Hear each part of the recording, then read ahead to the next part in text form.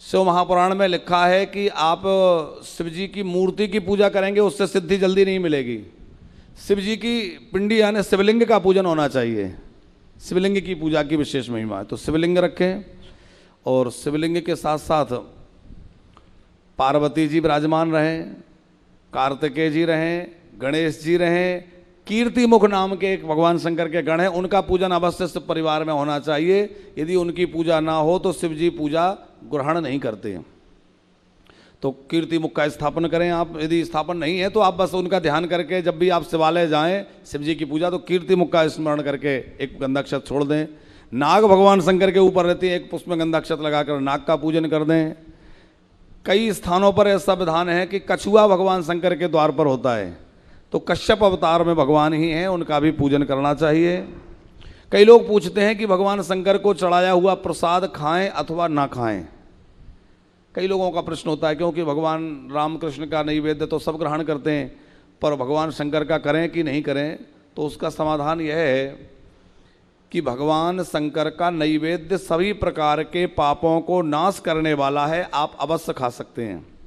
लेकिन जो नैवेद्य भगवान शिवलिंग को स्पर्श हो गया, शिवलिंग को स्पर्श करा दिया है, मान लीजिए आप केला ले गए और शिवलिंग पर छुआ दिया, कोई भी प्रसाद ले गए शिवलिंग को छुआ दिया, फिर वो नहीं खा सकते। इसका अर्थ ये ना लगा लीजिएगा कि शिवलिंग से लग करके कोई वो अपवित्र हो गया या कुछ ऐसा हो गया कि नहीं खा सकते। उसका कारण यह है, भगवान शंकर के एक गण हैं जिनका नाम है चंड। तो भगवान शंकर ने अपने चंड नाम के गण को कहा है कि जो भी मेरे शिवलिंग पर वस्तु चढ़ जाएगी उस पर तुम्हारा अधिकार होगा। तो शिवलिंग से जब हमारा वो प्रसाद नैवेद्य स्पर्श हो जाता है तो उस पर चंड का अधिकार होता है, और चंड के अधिकार वाले उस प्रसाद को यदि हम भक्षण करते हैं तो चंड हम पर नाराज होते हैं कि भाई ये तो मेरे अधिकार का था, तो वो नहीं ग्रहण करना चाहिए। वैसे शिव जी को दूर से जो आपने प्रसाद भोग लगाया है वो अवश्य ग्रहण करें।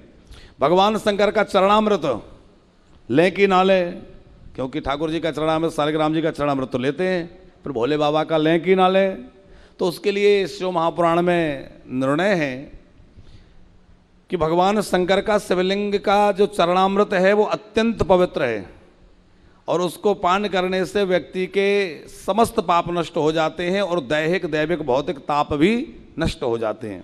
लेकिन सभी शिवलिंग का चरणामृत नहीं लेना चाहिए, केवल ज्योतिर्लिंग का चरणामृत ले सकते हैं, सामान्य शिवलिंगों का नहीं, क्योंकि वहाँ चंड का अधिकार है।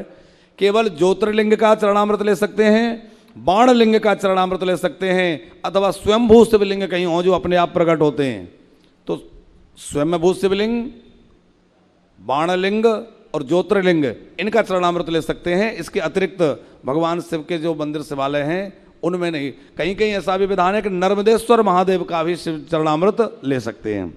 सब्सक्राइब करें हमारे YouTube चैनल साधना गोल्ड को और पाएं वीडियो सबसे पहले, और हाँ, बेल आइकन दबाना ना भूलें।